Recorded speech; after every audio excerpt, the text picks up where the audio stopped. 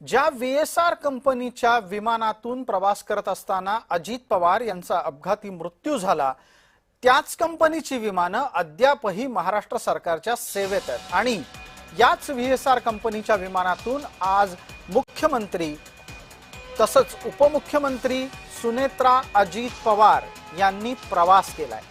नाशिक पर्यंतचा हा प्रवास VSR कंपनीच्या विमानातूनच झालाय। VSR ही लियरजेट कंपनीची विमानं वापरणारी संस्था आहे। या संस्थेनं आतापर्यंत अनेक लियरजेटच्या विमानांची देखभाल नीट केलेली नाही म्हणून DGCA कडून तिच्यावर कारवाई करण्यात आली। पण असं असताना सुद्धा ही VSR कंपनी महाराष्ट्र सरकारची विमान वाहतुकीतली करारबद्ध कंपनी असल्यामुळे तीच कंपनी मुख्यमंत्री देवेंद्र फडणवीस आणि उपमुख्यमंत्री सुनेत्रा अजित पवार यांच्या विमानासाठी अजूनही विमान पुरवते।